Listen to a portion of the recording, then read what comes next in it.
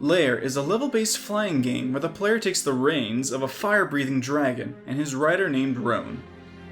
It was an exclusive released back in 2006 for the PS3 to showcase the cutting-edge software. New graphics, sound quality, control styles, you know, the usual stuff we tread through every time a new console is released. But the idea is something I have a particular fondness for. I mean, who doesn't love dragons? They're one of the coolest mythical creatures around. They can fly, breathe fire, eat sheep and cows. They can be the super boss in any game as they are so uber powerful. And they can also be your greatest friend in any adventure, being an invaluable ally for sage advice and maneuverability on the battlefield. And to play as one of them in an epic dragon war with state-of-the-art graphics on the newest consoles was a dream come true. I wanted to fly over armies, picking up chunks of dudes and throwing them off bridges. I wanted to eat humans and horses to replenish my health. I wanted to slay tons of dudes Dynasty Warrior style, then jump off a bridge and get caught by my dragon. I wanted to feel the weight of that mighty beast beneath me while he glides through the air. I was pretty hyped for this game, but lo, it was not so. Let me surmise Lair's gameplay style. The Dragonair fighting... dogfighting dragons... Dragons dogfighting is basically a bad ace combat with only one missile type and some additional interesting gameplay things like takedowns and mid-air clash fights. It's also plagued by bad controls and camera functions. The rest of the game, like objectives and how to complete them, other than simply Hadokening dragons out of the sky, plays like Dynasty Warriors had a shame baby with an RTS like Brutal Legend, which actually makes the gameplay tense and exciting. Hearing how your team is getting messed up by ships while your dragon's munching on Assylian buttocks? And then, while you're on the way there to stop those water skimmers, there's a freaking Oliphant or something coming up the hill. Other than some annoying repeating dialogue, it really works well. It actually works kinda well. But Lair is a bad game. The most frustrating kind of bad. Like Dark Void or Never Dead. It had the potential to be truly something unique, but due to some bad core decisions, it was destined to be a failure. Where to even begin with it? Guess I'll start from the worst and work my way down. Alright, first, quick question. What is the most important part of any game? Scratch that. That depends on the type of game. What is the most important part of a high-octane action game? The graphics, the design, the character feedback? Nope. It's being able to fucking control it. And here, there be dragon shit. Lair was released with only the 6-axis motion control as a way to play the game. Like I said, destined to fail. So this flying game is controlled by awkwardly jerking your controller up and down and side to side to fly your dragon. So already, you have people complain it's f***ing up their commands as you try to bank right and instead immediately go into a dive. Now I understand perfectly what they were trying to do here. They were trying to get you to feel the dragon beneath you, and the delay between your movements is minor enough that it doesn't seriously affect you during battle, and does give the feel of flying a dragon. As an optional extra, I'd praise it as an interesting and unique way to play the game if you got bored of the standard controls. But there is no standard, only this quirky motion bullshit. This was Lair's biggest fault. Because you can have the best environment, enemy designs, musical scores, character feedback, but it's all worthless if I can't stop rage quitting because my f***ing dragon decided to become best friends with the goddamn floor. Now, to be fair, they released a patch that added ordinary analog controls eventually, and they did improve the way your dragon controls, but this is still hampered incredibly by the game's second worst flaw, the camera. The camera in Lair doesn't match the gameplay style Lair is trying to convey to the player. You can set it up to 3 distances, but you should always go for the one furthest away so you can observe the surroundings more easily. Perhaps instead that should have been the default camera, with an optional even further back camera than that. But damn, bad camera distance isn't as aggravating as the f***ing camera lock. See, unless you actually get locked on to an enemy, whenever you move the camera around to, I don't know, look out for some enemy dragons that could be flanking you, it will immediately snap back to where you are facing. Except when you're looking backwards. Why the f*** does it do that?! This defies every thread of logic in this game's design. At least I can comprehend the others. Motion controls? Well, new consoles out, gotta showcase that tech, yo.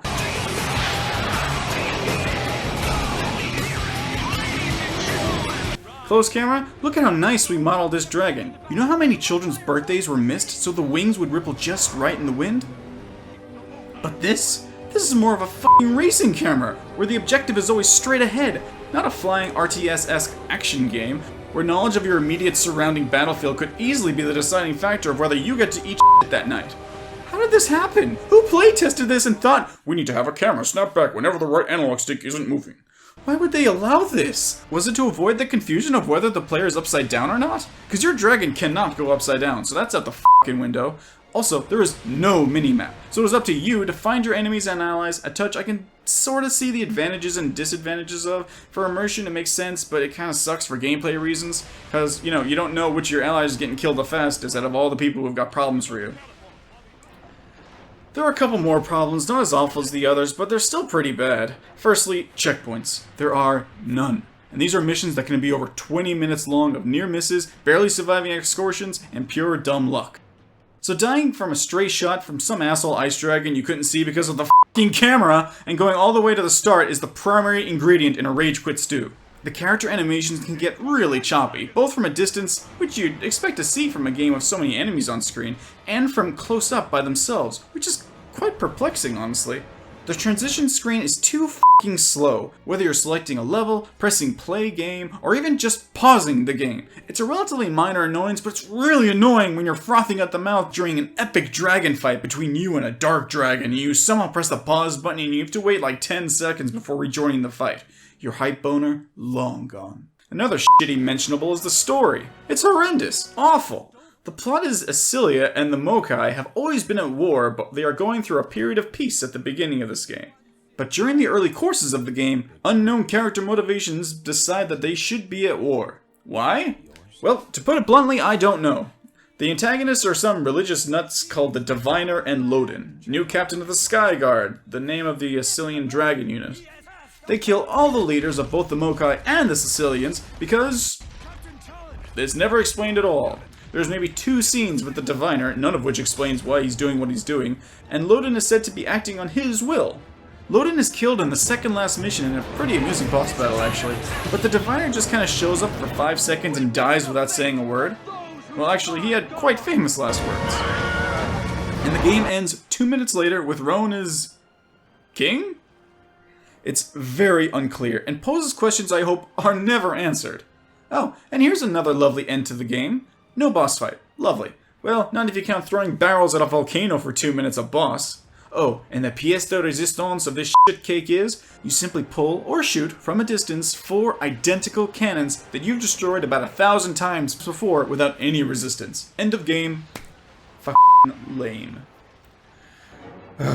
Lastly, the game isn't quite sure how to handle its fun. Virtually every mission has you protecting something, so you're always actively trying to complete the next objective as efficiently as possible, without being given the free rein to simply go nuts as a dragon.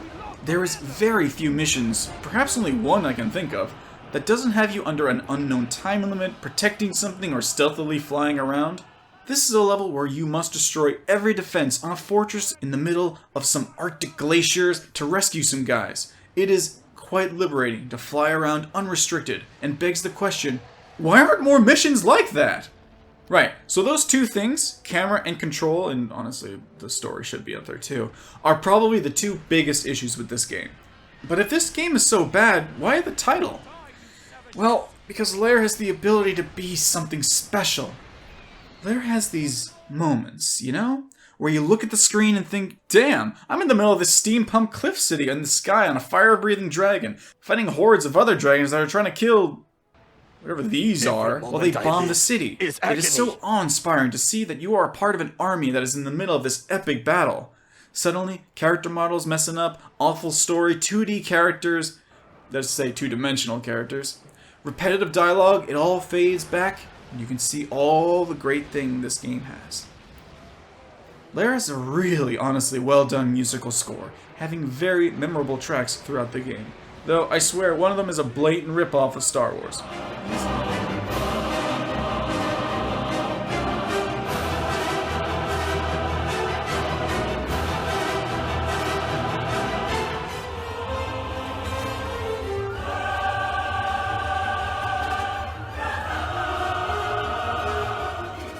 These huge, wide open areas are excellent to stretch your wings and just fly. An exceptional draw distance allows you to see trouble across the battlefield before your teammates tell you there's a problem. The numerous types of dragon are all unique visually, and certain ones respond better to different approaches, like Hadoken Fire Breath, or full fighting, or outmaneuvering them for a takedown. Monster designs are clearly distinguishable from a great distance, allowing you to coordinate an attack with the utmost efficiency. The environment design is incredible, nearly every level being a feast for the eyes when you enter it. The graphics are decent, though they are, horribly dated now. It is clear this is a very early exclusive to a brand new home console. The technology wasn't even close to being mastered yet. Now, why I think Lair should be maybe remade under a different name, a sort of spiritual sequel sort of thing, there's no need to keep that shitty story, is because of all the problems it had, they are quite fixable. Camera? No problem, just further back and no snapping back to the front. Motion controls? I think we all learned our lessons about that one years ago. We can move forward. Less hardware restrictions on modern systems means that they can have their long distance cake and eat their high quality models too. Story? Well, here's hoping they can somehow come up with something that makes it cool to fight on dragons against other dragons for a really good reason. So that's how they can fix most of the problems with the old game, but just re-releasing the same game would be pointless. So we need more than a graphics update and a better camera. We need more mechanics, a new involving story. The thing that really struck me about Lair is that the dragon is actually quite unresponsive. If he is hit by a fireball, he winces, but he also winces exactly the same when he hits a cliff. How about instead, he has unique animations, like if he hits a wall, he can start running alongside it with his claws digging into the earth, clambering across it until he leaps from it at your command. Little things like that are what gives a sparkle to players' eyes. Like when Link sat on the toilet in Skyward Sword. No one saw it coming, and it was the vanguard tone setter of a whole new Zelda game. The fights need to come back, of course, but perhaps a smoother transition than the almost static way the dragons assume missionary. Not to mention, it needs to be more than 5 combos to flesh it out. But the core concept is sound, there is something to work with there. Story, for God's sake, you've just got to come up with a story to give enough context to have 2 armies of dragons and monsters and rhinos? You got to come up with a story to give enough context to have 2 armies of dragons and monsters and rhinos fighting each other. But give a reason. The whole point of this game is that we don't know why we're fighting, practically. Let's just kill all the leaders and wipe a new slate, I think? But then they get into even more war. Of course, a better story leads to a more immersive experience, but having a great story isn't necessary, just a comprehensive one would be nice.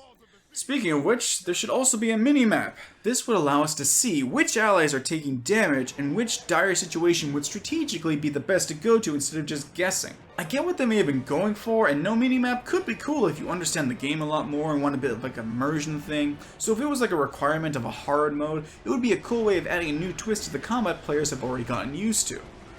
A dodge mechanic would have also helped immensely, I must be said, something like a barrel roll. So yeah. This is dated, no one is holding up signs for Lair at WrestleMania asking for another one, but I enjoyed something in this game that gave me a taste besides the crap that it was surrounded by. A proper, high-quality dragon game, that's all I wanted. Too bad about Scalebound.